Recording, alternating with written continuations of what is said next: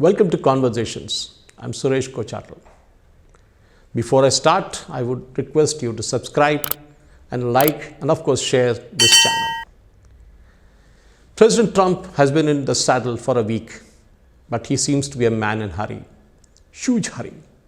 He's been signing one executive order after another. And the way things are going, it looks like President Trump will outbeat President Biden what he did in 4 years in just 10 days or 15 days time. He's already set that scorching pace. One of the key issues that is dominating the American landscape and of course across the world is the way illegal migrants are being rounded up, or what is called undocumented migrants. President Trump says his department is going after, his departments who are in charge of this are going after criminals from Venezuela, from Colombia, from Mexico and other places. He's not going after ordinary citizens now. Maybe that will come later. And I think he has a point there. Which nation will allow entry of criminals, rapists, murderers and others into its territory? Maybe Britain does it. Europe does it to a large extent.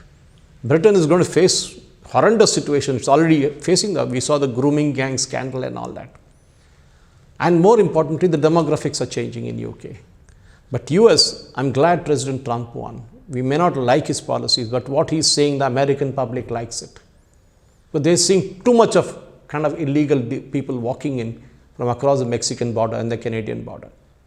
In fact, we saw a very unique situation where two of the transport aircraft of the United States Air Force, which were carrying these illegal migrants back to, and mostly criminals, back to Colombia, were turned back by the Colombian government saying that they will not allow them military aircraft into its airspace. Of course, President Trump immediately threatened sanctions and Colombia relented and said they will pick them up in the presidential aircraft. Sometimes arm twisting works. And I think President Trump is very clear about it. He wants to make America great again, but there again I don't agree with him on that particular point. Because America is a high-cost economy. It is a place where the plumber who comes to fix the tap costs more than the tap itself. And that's a cost of a high-cost economy. Why will you buy an expensive car in US, made in the US factories, when you can get something cheaper, 30% to 40% cheaper, coming from countries like China? Yes, US wants his citizens to get employment, and they should. But then the wages are so high, they are uncompetitive. President Trump says he will cut down on the taxes, the corporate taxes. He will bring, it's 15%, he will bring it down further if they invest a certain amount of money. But the point is, cutting down corporate taxes will only enrich the companies. Then the question of drilling. Drill, baby, drill, here's a song, which he even spoke about at the inauguration ceremony. Question is good. Yes, bring down the cost of fuel. Maybe get rid of the electric part, which is not even subscribing to the green energy. He doesn't even like the word. But more importantly, when you bring down the fuel cost, and that's going to be a big, big saving, because everything that needs to be moved around actually costs money. And any company will add on that cost to the final product which goes to the consumer. So if you want to bring down inflation in the US, which is expected to now start peaking, because if the products are made in the US and sold in the US, be it a mobile phone, be it a car or be it steel, it's going to cost a lot more than getting it from abroad. It's a Hobson's choice, because you don't know what, either you are damned if you do or you don't. That's a problem. So President Trump, of course, has to ensure that he walks his talk. He's doing it already wonderfully well, but then he has to be very, very careful. For example, countries like India, which are huge orders for Boeing, if arm twisted, can simply switch over to Airbus. And Boeing, you know what will happen to that company? So President Trump knows where to twist the arm and where to kind of keep smiling. And that is the advantage with a country like India with a huge population. We don't want products made in the US to be bought here. We saw during President Trump's first term, there was a big debate on Harley-Davidson bikes. Modi government was very insistent, saying no, the bikes are to be made in India. President Trump was lobbying on behalf of Harley-Davidson, saying no, it will be brought from abroad, reduce the taxes. We can't do that. We have our own motorcycle industry to safeguard. We can't allow dumping by US. The same thing with the accusing China of doing.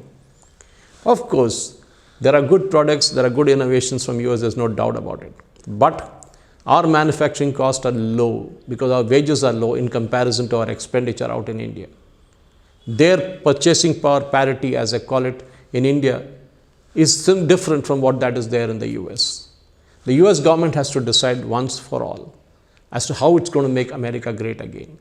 Just by forcing investment, and we saw the other day Oracle and others lining up with President Trump to say we're going to invest $500 billion to implement the AI infrastructure. Later on, I saw Elon Musk tweeting saying that there's no such money with them. It's true. AI is yet to be monetized. It is something like the dot-com boom. We don't know when the boom will burst. There has to be a monetization for AI. And unless that happens, that part of it is a story that will just remain there. But more importantly, if President Trump wants to bring in investment into the United States for consumption in the United States, he should also remember that many states within the United States export a lot of products abroad. And if those countries start putting in tariffs to the US product, then President Trump will feel the pinch from the local communities. The congressmen who will come and complain, who will start complaining about the high tariffs being charged. So it's a two-way street. It cannot be a one-way street for President Trump. He has to realize this. It's good that he starts off in a hurry. The euphoria is still there of having won a fantastic election. Great. But beyond it, what is the question? And that, ladies and gentlemen, is a big worry for Indians also, because a lot of Indians who are now lined up, who either want to go study there or who are already studying there or who are on H-1B, are worrying what will happen to them. Well, I can only tell them, just wait. Things are not going to be that bad, as is being said. I myself had spoken about this before.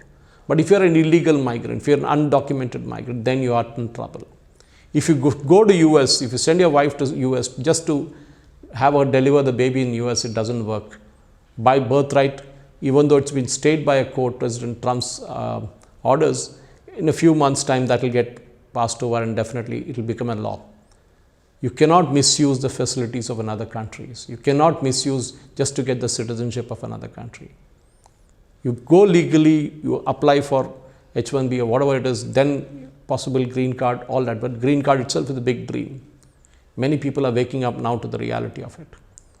At the end of the day, President Trump is taking care of his country, and there's no problem with that. Absolutely. Any president, any prime minister, any head of state would do that. They would take care of this country as much as Narendra Modi does with Bharat. And if you complain that President Trump is arrogant, he's headstrong, that is how he is. Can't help it. And he has to prove it, because he was accusing Biden of not working. So he has to show that he is working. Let's see how the story develops from here, because it's just a week in office. And of course, President Trump has a lot of things up his sleeve. Let us see how things function. He's pulled out of the climate change deal. He said no money for WHO. He cut down all the funding across the world except humanitarian assistance. And of course, funding of arms to Israel and Egypt. He's of course talking of ending the war between Ukraine and Russia. And of course, Hamas knows where it is coming from. They're getting it left, right and center. So will be Hezbollah. All that, it's good that again America is trying to become the world's policeman, which it once was. But the world has changed. It's no longer the same thing. Let's see how things kind of develop from here. And surely next time when we speak, there'll be something more to talk about. Thank you for watching. Jai Hind.